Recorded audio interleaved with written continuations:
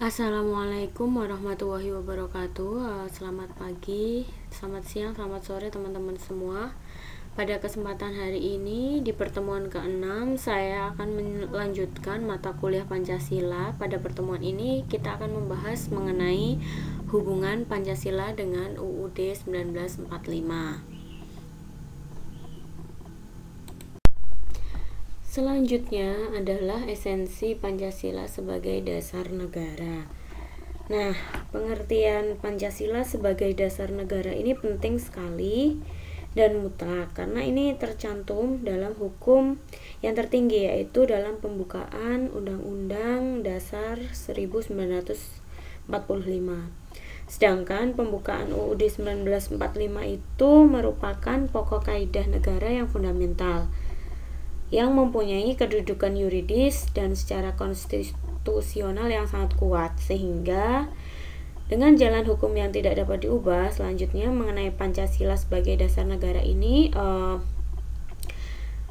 dapat diberikan penjelasan bahwa Pancasila sebagai legal formal telah diterima dan ditetapkan menjadi dasar negara dan dasar ideologi di Indonesia sejak 18 Agustus 1945. Artinya di sini Pancasila sebagai dasar negara adanya sejak tanggal 18 Agustus 1945, yaitu saat disahkannya pembukaan UUD 1945 oleh PPKI, di mana tercantum Pancasila sebagai dasar negara. Nah, Pancasila sebagai dasar negara berarti Pancasila dipergunakan sebagai dasar untuk mengatur penyelenggaraan negara. Dan dalam hal ini, Pancasila sebagai dasar negara merupakan sumber dari segala sumber hukum dalam negara Republik Indonesia. Selain itu, Pancasila sebagai dasar negara tertuang dalam pasal 2 Undang-Undang Nomor 12 Tahun 2011. Nah, Pancasila sebagai dasar negara itu merupakan sumber dari segala sumber hukum. Tadi seperti yang sudah saya jelaskan. Itu dijabarkan lagi ke dalam Peraturan Perundang-undangan Republik Indonesia sehingga mempunyai sanksi hukum terhadap pelanggarannya. Pancasila sebagai dasar negara tercantum dalam pembukaan UUD 45 sebagai pokok kaidah negara yang fundamental secara hukum tidak dapat diubah. Selanjutnya, kedudukan Pancasila sebagai dasar negara. Pancasila sebagai dasar negara adalah sumber dari sumber tertib hukum di Indonesia. Dengan demikian, Pancasila merupakan asas kerohanian hukum Indonesia yang dalam pembukaan UUD 45 dijelmakan lebih lanjut ke dalam 4 pokok pikiran. Yang kedua, meliputi suasana kebatinan dari UUD 1945. Yang ketiga adalah mewujudkan cita-cita hukum bagi dasar negara. Hukum tersebut baik hukum dasar tertulis maupun hukum dasar yang tidak tertulis. Kemudian yang keempat, mengandung norma yang mengharuskan UUD mengandung isi yang mewajibkan pemerintah dan lain-lain penyelenggara negara memegang teguh cita-cita moral rakyat yang luhur. Nah, yang dimaksud penyelenggara negara yang lain itu termasuk juga penyelenggaraan partai politik atau golongan fungsional. Yang kelima, merupakan sumber semangat abadi UUD 1945 bagi penyelenggaraan negara dan para pelaksana pemerintahan. Nah, hal tersebut dapat dipahami karena semangat tersebut adalah penting bagi pelaksanaan dan penyelenggaraan negara. Karena apa? Karena masyarakat kan selalu berdinamika ya. Masyarakat itu selalu tumbuh dan berkembang seiring perkembangan zaman. Dan masyarakat juga selalu akan berdinamika sesuai dengan waktu atau sesuai dengan perkembangan zaman tersebut. Nah, rumusan Pancasila secara imperatif itu harus dilaksanakan oleh rakyat Indonesia dalam kehidupan berbangsa dan bernegara. Seperti yang saya sudah terangkan di pertemuan sebelumnya, bahwa setiap sila Pancasila merupakan satu kesatuan yang integral. Jadi antar satu sila dengan sila lain itu saling berkaitan, saling mengendalikan dan saling mengunci. Jadi tuh dapat diartikan bahwa ketuhanan itu tuh dijunjung tinggi dalam kehidupan bernegara, tetapi diletakkan dalam konteks negara kekeluargaan yang egaliter, yang mengatasnamakan paham perseorangan dan golongan. Lalu juga harus selaras dengan visi misi kemanusiaan yang adil dan beradab, sesuai dengan sila kedua. Lalu berpersatuan kebangsaan sesuai dengan sila ketiga. Lalu demokrasi permusyawaratan yang merupakan konsensus serta keadilan sosial bagi seluruh rakyat Indonesia. Selanjutnya adalah hubungan Pancasila dengan pembukaan UUD 1945. Menurut Notonegoro menegaskan bahwa Undang-Undang Dasar itu merupakan peraturan hukum yang tertinggi. Di atasnya masih ada dasar-dasar pokok bagi UUD yang dinamakan pokok kaidah negara yang fundamental atau disebut juga sebagai stats fundamental. Lebih lanjut, Notonegoro menjelaskan bahwa secara ilmiah kaidah negara yang fundamental mengandung beberapa unsur mutlak yang dapat dilihat dari dua segi. Pandangan Notonegoro tersebut secara sistematik dapat digambarkan dalam skema di bawah ini. Dari segi terjadinya, itu ditentukan oleh pembentuk negara, karena memang Pancasila dicetuskan oleh founding father kita. Lalu terjelma dalam bentuk pernyataan lahir sebagai kehendak pembentuk negara mengenai dasar-dasar negara yang dibentuk.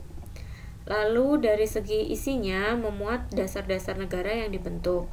Ada asas kerohanian negara, ada asas politik negara, ada tujuan negara, dan memuat ketentuan diadakannya undang-undang dasar negara.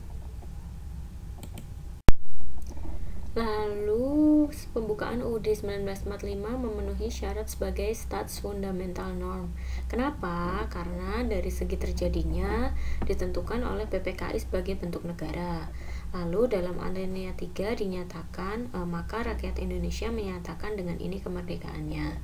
Lalu dari segi isinya memuat dasar-dasar negara yang dibentuk oleh asas kerohanian negara, yaitu Pancasila. Pada alinea keempat ada kalimat dengan berdasarkan kepada ketuhanan. Artinya asas politik negara yaitu kedaulatan rakyat berada di alinea 2 dan 4, tujuan negara pada alinea 4, serta ketentuan diadakannya UUD 45 ada di alinea 4 dalam bunyi suatu UUD negara Indonesia. Nah, berdasarkan tabel atau gambar tersebut dapat disimpulkan bahwa pembukaan UUD 45 ini telah memenuhi syarat atau unsur mutlak sebagai stats fundamental norm. Oleh karena itu, kedudukan pembukaan UUD 45 merupakan peraturan hukum yang tertinggi di atas Undang-Undang Dasar. Implikasinya apa?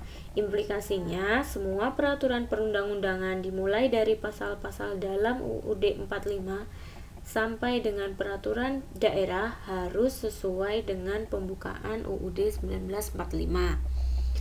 Selain itu, Pancasila merupakan asas kerohanian dari pembukaan UUD 45 sebagai stats fundamental norm tersebut.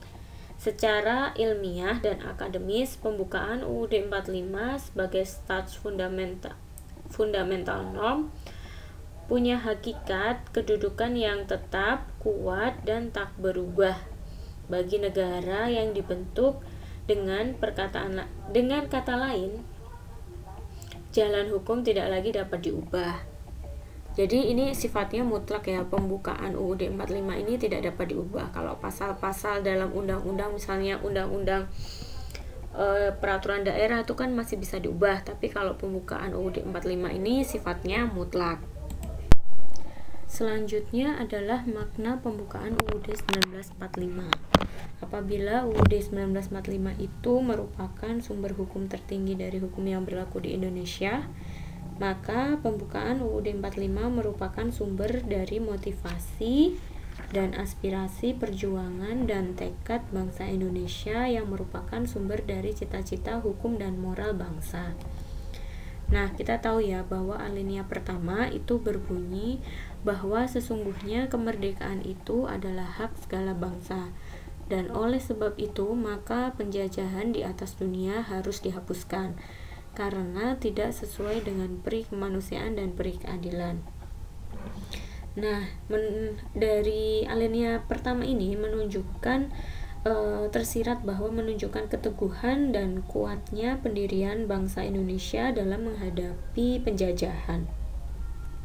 Bangsa Indonesia sangat menentang terjadinya kolonialisasi. Dengan perkataan itu bukan saja bangsa Indonesia bertekad untuk merdeka, tapi Indonesia akan tetap berdiri di barisan paling depan untuk menentang dan menghapus penjajahan di atas dunia. Nah, alinea ini juga mengungkapkan suatu dalil objektif bahwa penjajahan tidak sesuai dengan peri kemanusiaan dan peri keadilan. Oleh karena itu, harus ditentang dan dihapus agar semua bangsa di dunia ini dapat menjalankan hak kemerdekaannya yang merupakan salah satu hak asasi individu. Disitulah letak moral luhur dari pernyataan kemerdekaan Indonesia. Nah, di alinea ini juga mengandung pernyataan subjektif bahwa aspirasi bangsa Indonesia sendiri untuk membebaskan diri dari penjajahan. Meletakkan tugas dan kewajiban kepada bangsa dan pemerintah Indonesia untuk senantiasa berjuang melawan bentuk penjajahan dan mendukung kemerdekaan setiap bangsa. Sementara alinea 2 yang berbunyi dan perjuangan kemerdekaan Indonesia telah sampailah kepada saat yang berbahagia dengan selamat sentosa mengantarkan rakyat Indonesia ke depan pintu kemerdekaan negara Indonesia yang bersatu, berdaulat, adil dan makmur, menunjukkan kebanggaan dan penghargaan kita atas perjuangan bangsa Indonesia selama ini, serta adanya kesadaran bahwa keadaan sekarang tidak dapat dipisahkan dari keadaan dan langkah yang diambil masa lalu gitu kan. Nah, alinea ini juga menunjukkan adanya ketepatan dan ketajaman penilaian bahwa perjuangan pergerakan Indonesia itu telah sampai pada tingkat yang menentukan.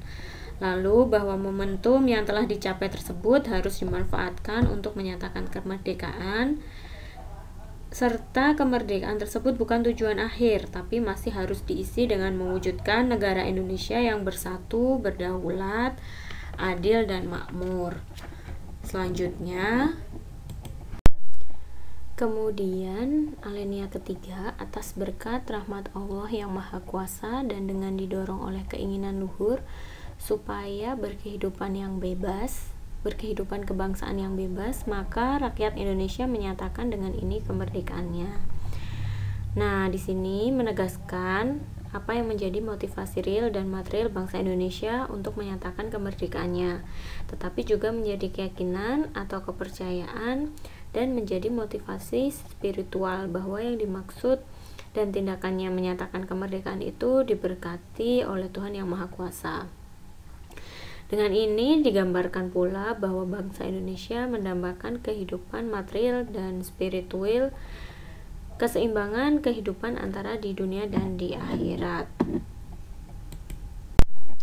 Lalu pada alinea keempat pembukaan UUD 45 yang berbunyi, kemudian daripada itu untuk membentuk suatu pemerintah negara Indonesia yang melindungi segenap bangsa Indonesia dan seluruh tumpah darah Indonesia, dan untuk memajukan kesejahteraan umum, mencerdaskan kehidupan bangsa, dan ikut serta melaksanakan ketertiban dunia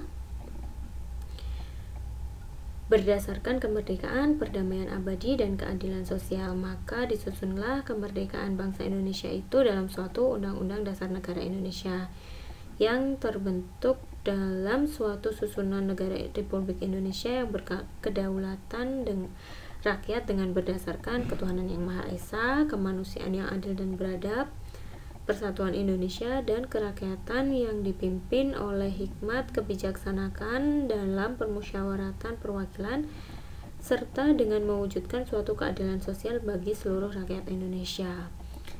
Nah, di alinea keempat ini merumuskan dengan padat sekali tujuan dan prinsip-prinsip dasar untuk mencapai tujuan bangsa Indonesia setelah menyatakan negaranya atau bangsanya itu merdeka. Jadi, tujuan perjuangan negara Indonesia itu dirumuskan dengan negara Indonesia yang melindungi segenap bangsa Indonesia dan seluruh tumpah darah Indonesia, serta memajukan kesejahteraan umum, mencerdaskan kehidupan bangsa, dan ikut melaksanakan ketertiban dunia. Sedangkan prinsip dasar yang harus dipegang teguh untuk mencapai tujuan itu adalah dengan menyusun kemerdekaan Indonesia dalam suatu undang-undang dasar negara yang terbentuk dalam suatu susunan negara Republik Indonesia yang berkedaulatan rakyat dan berdasarkan kepada Pancasila. Pancasila dan batang tubuh UUD 1945. UUD 1945 merupakan hasil yang diangkat dari filsafat bangsa Indonesia, yaitu Pancasila. Lalu bahasa hukum yang digunakan dalam Konstitusi Indonesia, yaitu UUD 1945, dapat dipandang sebagai hasil seni dari bangsa Indonesia yang secara singkat tapi padat, dan pasal-pasalnya itu kan di sana ringkas, dan